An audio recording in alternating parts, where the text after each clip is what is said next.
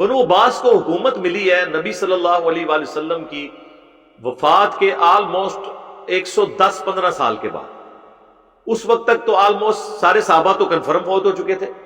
ان کی حکومت 127 ہجری میں آئی ہے اور آخری صحابی 110 ہجری میں فوت ہو گئے، ابو طفیل عامر بن واصلہ رضی اللہ تعالیٰ. شیعان علی میں سے تھے. جنگ جمل صفین نہروان تینوں لڑی نہیں ہیں انہوں نے. ان کے بعد روئے ارض میں کوئی بندہ صحابی ہونے کا دعویٰ کرے تو محدثین کہتے ہیں وہ کذاب ہے. یہ آخری صحابی جو فوت ہوا ہے حضور کی وفات کے 100 سال کے بعد فوت ہوئے ہیں. 8 سال کی عمر میں حضور کی زیارت کی ہوئی ہے انہوں نے، ابو طفیل عامر بن واصلہ نے. انہوں نے کئی حدیثیں مولا علی سے روایت کی ہوئی ہیں. تو یہی آپ کو پتا ہے جب وہ مولا علی جنگ صفین کے موقع پر سنن نسائی الکبریٰ المستدرک للحاکم میں آتا ہے، میں نے کربلا والے ریسرچ پیپر میں بھی ڈالا ہے، کہ مولا علی صحابہ سے کہتے ہیں کہ گواہی دو نا میرے لیے. حضور نے نہیں کہا تھا من کنت مولا فہذا علی مولا؟ تو 12 صحابہ وہاں پہ کھڑے ہوئے گواہی دینے کے لیے. ابو طفیل بن عامر بن واصلہ کہتے ہیں میرے دل میں نا تھوڑی بات آئی کہ یہ بات صحیح ہے کہ نہیں. میں وہاں سے اٹھ کے زید ابن ارقم کے پاس آیا، سینئر صحابی کے پاس. تو انہوں نے کہا کہ اللہ کے نبی جب یہ بات کر رہے تھے میں بھی وہاں پہ غدیر خم پہ موجود تھا. یہ وہی ابو طفیل عامر بن واصلہ. تو ابو طفیل عامر بن واصلہ فوت ہو گئے. اب 127 ہجری میں بنو عباس ہے. اب بنو عباس کا تعلق چونکہ نبی الاسلام کے مبارک زمانے سے نہیں ہے، صحابہ کے زمانے سے نہیں ہے، تابعین میں بھی ایسا نہیں، تبا تابعین میں مین ان کا رول آیا ہے. تو اس لیے احادیث کی کتابوں میں ان کے بارے میں وہ ڈیٹیلز نہیں ملتی ہیں. باقی اہل بیت کی دشمنی میں بنو امیہ سے 4 ہاتھ آگے تھے. لیکن ایک خوبی تھی، چونکہ یہ اہل البیت میں سے تھے بنو عباس. تو صحیح مسلم میں زید ابن ارقم سے پوچھا گیا کہ آل محمد کون ہے، تو انہوں نے کیا کہا تھا؟ آل علی، آل عباس، آل جعفر اور آل عقیل. تو چونکہ یہ اہل البیت میں سے تھے تو مولا علی کے لیے بہت رسپیکٹ رکھتے تھے. یعنی ممبروں سے وہ سب و شتم کا سلسلہ ختم ہو گیا. شیعان علی کو خوش کرنے کے لیے انہوں نے اس لیول تک اترے کہ انہوں نے سوائے حضرت عثمان اور عمر بن عبدالعزیز کے، اب میں نام نہیں لیتا پھر مسئلہ خراب ہو جائے گا، ان 2 بندوں کو بنو امیہ کے چھوڑ کے بنو امیہ کے جتنے حکمران تھے ان کی قبریں تک اکھاڑ کے انہوں نے، ان کی لاش ایک بندے کی سلامت نکلی تھی، سلمان اس کی ہشام بن عبد الملک کی، باقی کسی کی لاش بھی نہیں نکلی. اور ان کی ہڈیاں جو ہے نا انہوں نے نا، اور یہ تو نکل، ان کے بڑے امام نے البدایہ والنہایہ میں تاریخ ابن کثیر میں لکھا ہے، تو یہ تاریخ میں ہی ملے گا نا. وہ ہم نے ایک دفعہ ڈسپلے کرایا تھا کہ کیا نکلا تھا اس میں سے. تو وہ انہوں نے پھر ان کو آگ لگایا اور اس طریقے سے سارا کچھ. یہ بنو عباس نے غصہ اپنا پورا نکالا. غلط ہے، لاش کی تو کافر کی لاش کی بھی توہین نہیں ہونی چاہیے.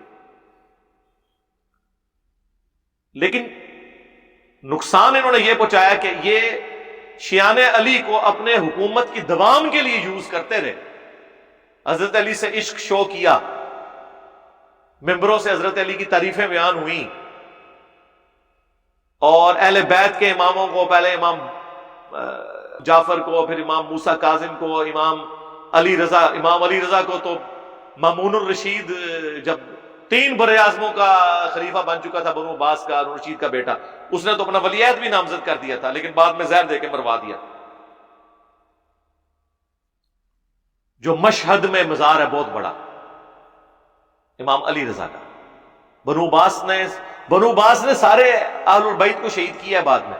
لیکن ظاہراً وہ ان کا بہت احترام کرتے تھے، ان کو آگے آگے رکھتے تھے ہر مذہبی ایکٹیویٹی میں، تاکہ لوگوں سے ہمدردیاں اپنے حق میں حاصل کریں.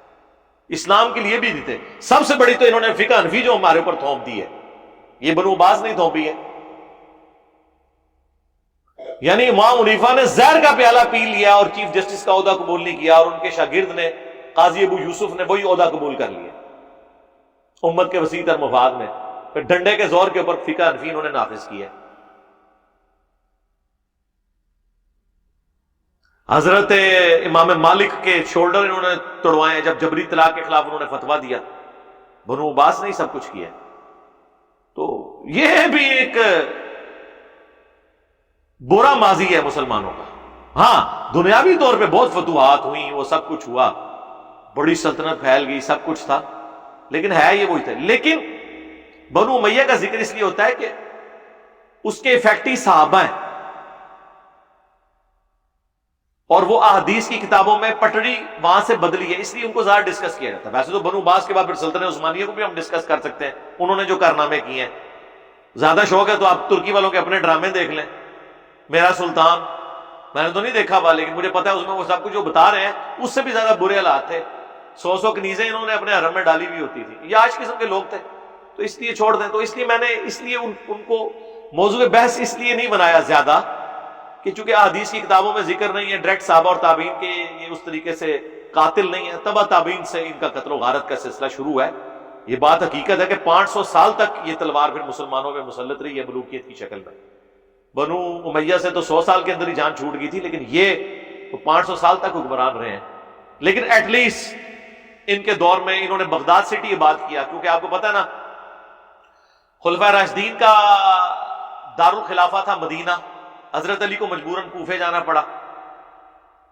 اس کے بعد حضرت معاویہ جب حاکم بنے ہیں انہوں نے نہ مدینہ رکھا نہ کوفہ، وہ شام میں دمشق میں انہوں نے دارالخلافہ شفٹ کر لیا۔ پھر جب بنو عباس بنے تو ظاہر ہے انہوں نے دمشق کو تو نہیں بنانا تھا دارالخلافہ، انہوں نے پھر ایک نیا سٹی آباد کیا بغداد، لیکن رکھا یعنی انہوں نے عراق میں پرشین امپائر والی جگہ پہ اپنا دارالخلافہ، ظاہر ہے وہ بنو امیہ سے نفرت کرتے تھے۔ پھر بنو امیہ کی حکومت صرف اسپین تک رہی ہے، وہ 800 سال تک، وہ بھی جو کچھ وہاں کارنامے کرتے رہے، آپ کو پتہ کس طرح حکومت ختم ہوئی ہے۔ باقی پورے مسلم ورلڈ پہ بنو عباس کی حکومت تھی، صرف ایک اسپین والا حصہ جو ہے نا وہ بھی اپنے آپ کو ایک حاکم کے طور پہ کہلاتا تھا، خلیفہ نہیں کہلاتا تھا، خلیفہ وہی کہلاتے تھے جو بنو عباس کے خلفاء تھے۔ ہارون رشید، مامون الرشید، خلیفہ منصور، معتصم باللہ، یہ سب کے بڑے بڑے جو اتنے حکمران ہیں سب بنو عباس کے ہیں۔